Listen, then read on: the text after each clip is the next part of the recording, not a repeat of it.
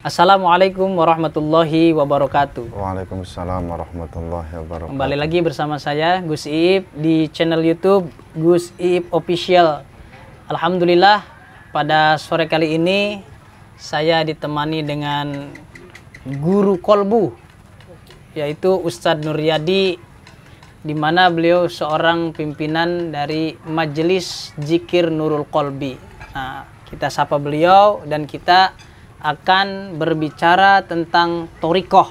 Seperti apa thoriqoh dan bagaimana thoriqoh itu dilaksanakan oleh sebagian saudara kita. Assalamualaikum Ustadz. Waalaikumsalam warahmatullahi wabarakatuh. Gus Iip. Gimana? Baik Ustadz kabarnya? Alhamdulillah baik. Alhamdulillahirabbil alamin. Begini Ustadz, di luaran sana ada saudara-saudara kita yang mungkin belum memahami tentang apa itu thoriqoh dan bagaimana itu thoriqoh gitu.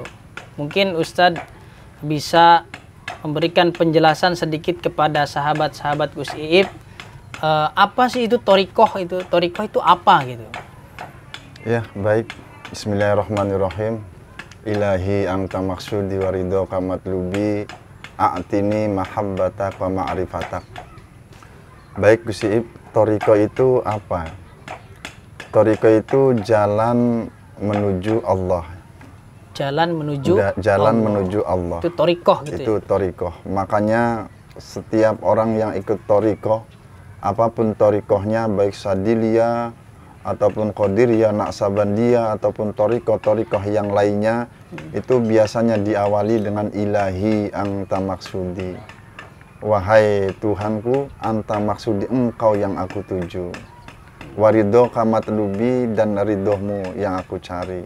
Itu thoriqoh itu adalah jalan menuju Allah.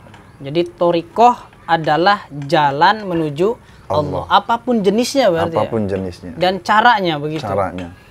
Ada thoriqoh Sadiliyah, ada thoriqoh Naqsabandiyah dan thoriqoh yang lainnya. Yang jelas thoriqoh itu adalah jalan menuju Allah. Dan apapun caranya gitu.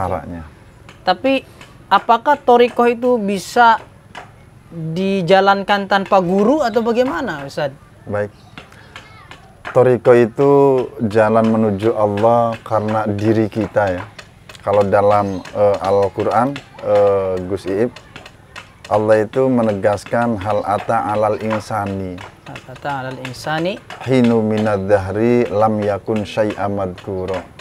Kata Allah, hal ata alal insani.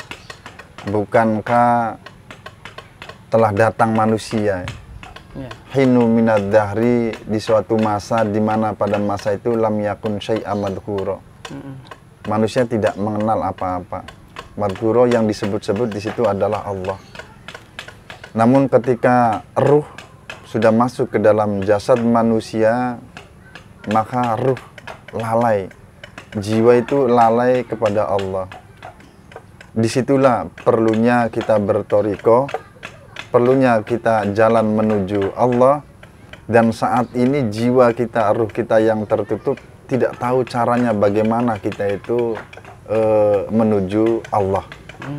Sehingga muncullah thoriqoh, dan thoriqoh di situ ya perlu adanya mursid ataupun guru yang membimbing kita supaya kita mengenal Tuhan atau mengenal Allah.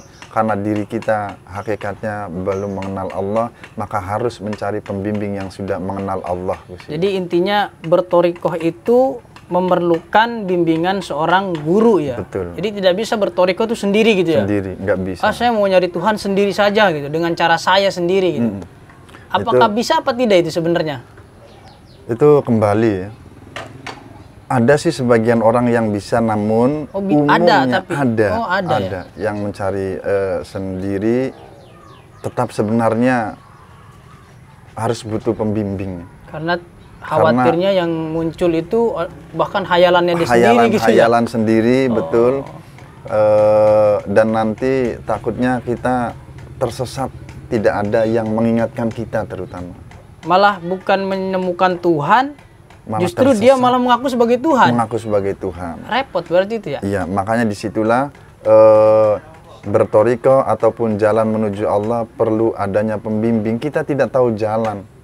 Bagaimana kita itu bisa menuju ke tempat yang kita tuju. Maka disitulah kita perlu pembimbing atau guru sih. Nah, kalau boleh tahu Ustadz Nur ini menjalankan torikoh apa gitu?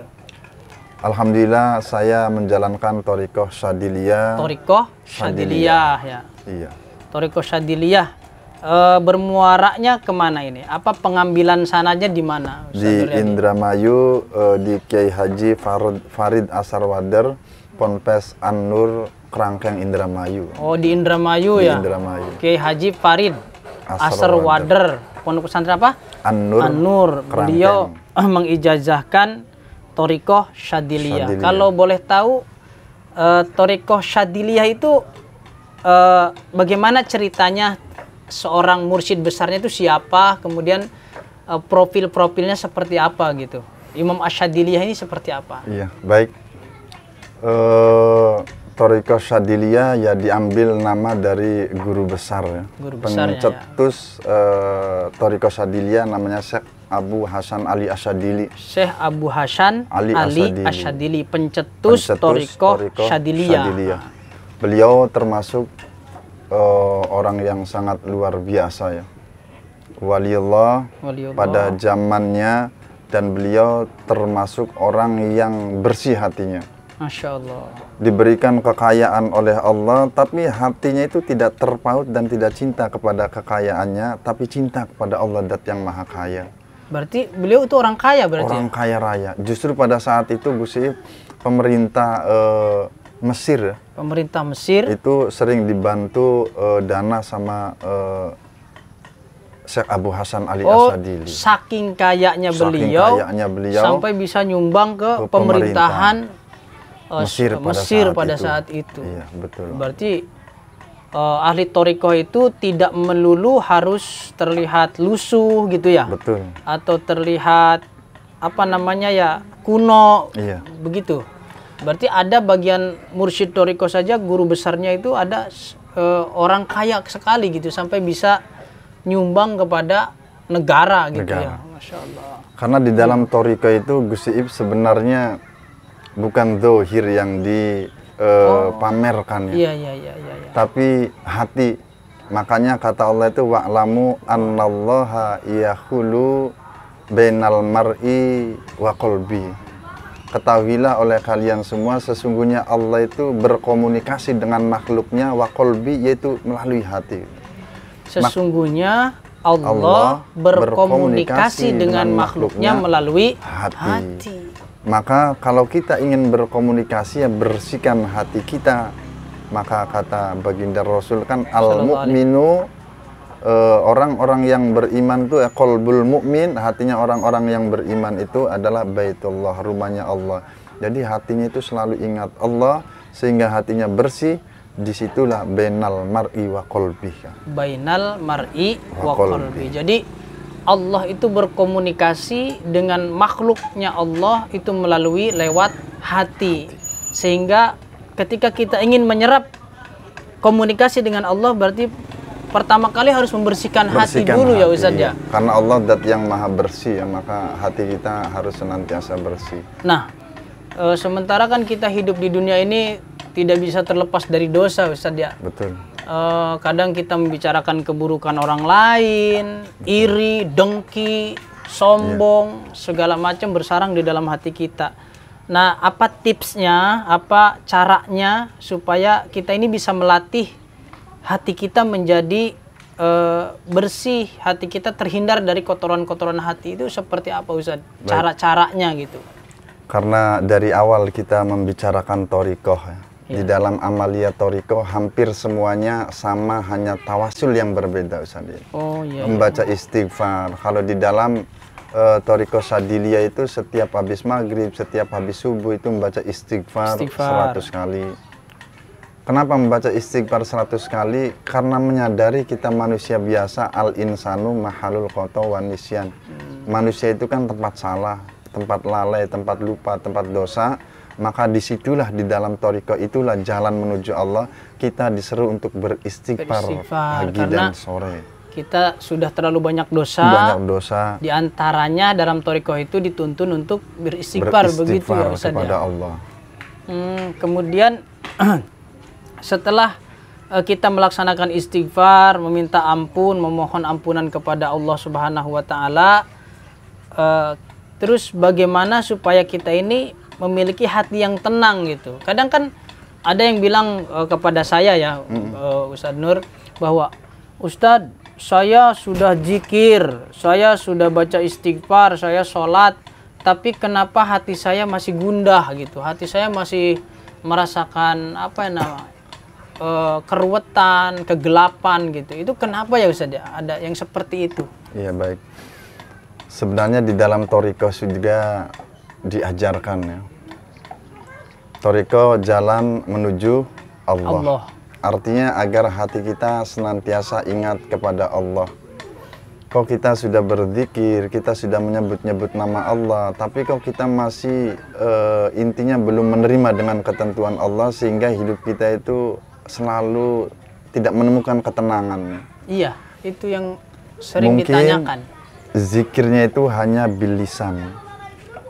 Jadi hanya lewat mulut saja. Mulut saja, gitu. Tapi hatinya itu tidak menyatu dengan lisan, sehingga hatinya tidak ingat Allah. Padahal kata baginda Rasul, yang selalu dilihat itu oleh hati, oleh Allah itu adalah hati. Yang sering dilihat oleh Allah, yang jadi titik perhatian Allah adalah hati. Allah adalah seorang hati, manusia gitu seorang ya. Manusia. Kalau zahir kita berpakaian rapi seperti kita, bawa tasbih, lisannya zikir, tapi kalau hatinya tidak berzikir kepada Allah, ya tetap kita hidupnya tidak menemukan ketenangan dan ketentraman. Pakai jubah, pakai sorban gitu.